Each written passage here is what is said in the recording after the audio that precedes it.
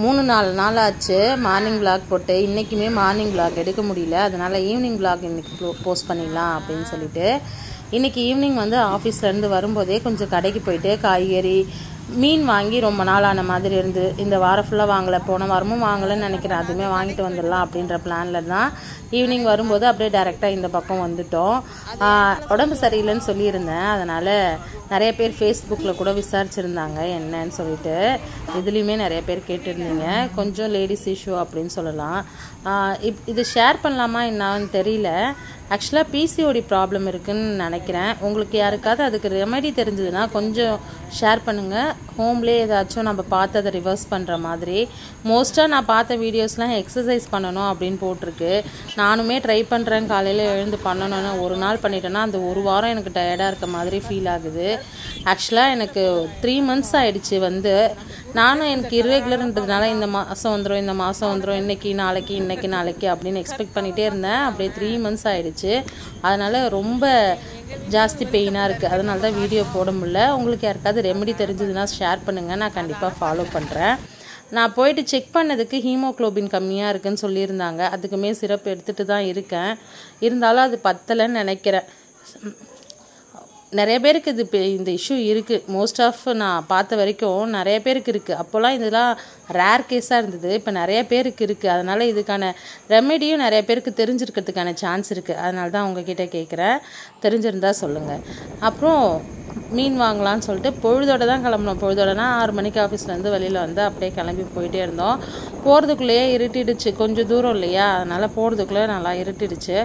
போயிட்டு நல்லானா 6:30 தான் ஆச்சு. அதுக்குள்ளே நல்லாவே இருட்டிடுச்சு. என்னன்னு தெரியல, மீன்பிடி தடைக்காலம் போட்டிருக்காங்க அப்படின்னு சொல்லியிருந்தாங்க. ஆனால் அது இந்த சீசனில் போடுவாங்களான்றது எனக்கு தெரியல. மீன் கடையே காணோம். ஒரு 3 கடை தான் இருந்தது. அந்த கடையிலுமே கொஞ்சம் கொஞ்சமாக தான் மீன் வச்சுருந்தாங்க. லைனாக கடை நிறையா இருக்கும், எல்லா மீனுமே நிறையா இருக்கும். பார்த்து வாங்கிறதுக்கு நமக்கு பிடிக்கும். இன்றைக்கி ஏண்டா வந்தோம் அப்படின்ற மாதிரி தான் இருந்தது. ஏன்னா 3 கடை தான் இருந்தது, மீனுமே கொஞ்சம் கொஞ்சமாக தான் இருந்தது. ரேட்டெல்லாம் ரொம்ப ஹெவியாக இருந்தது. எனக்கு ஒரு சாட்டிஸ்ஃபைடாகவே இல்லை. சரி வந்துட்டுமே ஏதாச்சும் வாங்கிட்டு போகணும் அப்படின்றதுக்காக கவலை மீன் வந்து 1/2 கிலோ தான் இருந்தது. அதுக்கப்புறம் ராம்பாறை மீன் 1/2 கிலோ இருந்தது. ரெண்டுமே சேர்த்து 1 கிலோவுக்கு 200 வாங்கிக்கிட்டாங்க. யூஸ்வலாக வந்து 120 தான் இந்த மீன் 1 கிலோ விற்கும் இந்த இடத்துல. இன்றைக்கி 200 விற்றுருந்தது. டபுளாக இருக்க மாதிரி இருந்தது. வேறு வழியில் வாங்கி குழம்புனாச்சும் வைக்கலான்னு சொல்லிட்டு வாங்கியாச்சு. அங்கேயே க்ளீன் பண்ணுறவங்க கிட்ட கொடுத்து க்ளீனுமே பண்ணிக்கிட்டேன். இங்கே க்ளீன் பண்ணுறதுக்கு வந்து 1 கிலோவுக்கு 30 சார்ஜ் பண்ணுவாங்க. 200 மீன் வாங்கினேன், க்ளீன் பண்ணுறதுக்கு 30, 230 ஆச்சு. என்ன தான் நம்ம இவங்கக்கிட்ட கொடுத்து க்ளீன் பண்ணாலுமே இந்த செதில் இருக்கிற மீன்லாம் வந்து வீட்டில் நம்மளுமே ஒரு டைம் க்ளீன் பண்ணுற மாதிரி தான் இருக்கும். அதுக்கு நம்மளே வீட்டில் க்ளீன் பண்ணலாம் அப்படின்னு தோணும். ஆனால் அதை எடுத்துகிட்டு வந்து நம்ம கட் பண்ணி எடுக்கிறதுக்குள்ளே எனக்குலாம் சாலிடாக அந்த 1 கிலோ மீனை க்ளீன் பண்ணுறதுக்கு 30 minutes ஆகிடும். அதுவும் நம்ம இடுப்பு பின்னி எடுத்துரும் அந்த நேரத்துக்கு. அதனால் சரி நான் அவங்கக்கிட்டே க்ளீன் பண்ணி வாங்கிட்டு வந்துட்டேன். அங்கேயே பக்கத்தில் மாங்காய் விற்றுட்டு இருந்தது. அந்த காய்கறி கடையில் போயிட்டு மாங்காய் வாங்கிட்டு வந்திருந்தேன். மாங்காய் வந்து 1 கிலோ 60 விற்றுருந்தாங்க. ஒட்டு மாங்காய், கிளிமுக்கு மாங்கான்னு சொல்லுவாங்களா, அந்த மாங்காய் தான். நான் ஒரு மாங்காய் மட்டும் வாங்கிட்டு அப்படியே வந்துட்டு சரி அப்புறம் கொஞ்சம் மளிகை ஜாமான் வேறு வாங்குற மாதிரி இருந்தது. அதுக்குமே கடைக்கு போயிட்டு வாங்கிடலான்னு சொல்லிட்டு போயிருந்தோம். எல்லாமே வாங்கி எடுத்துகிட்டு வீட்டுக்கு வரது இன்றைக்கி ரொம்பவே டிலே ஆகிடுச்சு. ஏதாவது ஒன்று ஒவ்வொரு நாளைக்கு வாங்குற மாதிரி இருந்தால் தெரியாது, அப்படி தான் நான் வாங்குவேன். ஊருக்கு போயிட்டு வந்தது, உடம்பு சரியில்லாது அப்படின்னு சொல்லிட்டு ஒரு 4-5 நாள் எதுவுமே பண்ண முடியாதனால எல்லா வேலையுமே அப்படியே பெண்டிங் இருந்த மாதிரி இருந்தது.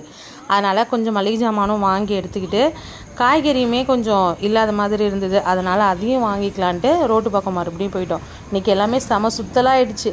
அதுவும் இல்லாமல் விலைலாம் வேறு ரொம்ப ஹெவியாக இருக்கிற மாதிரி இருந்தது. என்ன ரீசன்னு தெரியல. வெயில் நாளெல்லாம் காய்கறி விலைலாம் கொஞ்சம் கம்மியாக தான் இருக்கும். எல்லாமே விலை கொஞ்சம் ஹெவியாக இருக்க மாதிரி இருந்தது இன்றைக்கி. என்ன தக்காளி, கத்திரிக்காய், வெண்டைக்காய், வாழைக்காய் இதெல்லாம் தான் வாங்கியிருந்தேன். அப்படியே வாங்கிட்டு சிவகாமி வீட்டு பக்கம் போனோம் அப்படின்றது. ஏன்னா கொஞ்சம் வேலை இருந்தது அவங்க வீட்லேயுமே. இதெல்லாம் முடிச்சுட்டு வீட்டுக்கு வரதுக்குள்ளே மணி 8:30 ஆகிடுச்சு. சிவகாமி வீட்டில் வந்து ஒரு புதுசாக ஒரு லைட் செட்டிங் போட்டிருக்காங்க. அதை எனக்கு காமிச்சாங்க. அது என்னன்றதை நான் உங்களுக்கு காமிக்கிறேன் பாருங்கள்.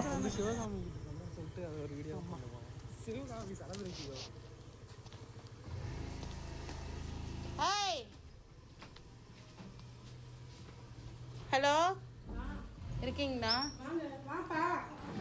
இங்கே யார் பண்ண வேலை இது? 6:30க்கு அப்புறமா வந்துட்டு டிஃபன் செஞ்சு வச்சுட்டு இருந்த மீனெல்லாம் நல்லா அலசி எடுத்துட்டு உப்பு மஞ்சத்தூள் போட்டுலாம் நல்லா கழுவி எடுத்து ஃப்ரிட்ஜில் வச்சுட்டேன். தலைவர் கொஞ்சம் பூண்டுமே உரிச்சு கொடுத்தாரு, அதையுமே எடுத்து ஃப்ரிட்ஜில் வச்சுட்டேன். அப்போ தான் காலையில் சமைக்கிறதுக்கு ஈஸியாக இருக்கும்ல. அதனால் இன்றைக்கி டிஃபனுக்கு வந்து இட்லியும் கார சட்னியும் தான் செஞ்சுருக்கேன். வீடியோவில் தான் ஃப்ரெண்ட்ஸ் பிடிச்சிருந்தா லைக் பண்ணுங்கள், நம்ம சேனல் சப்ஸ்கிரைப்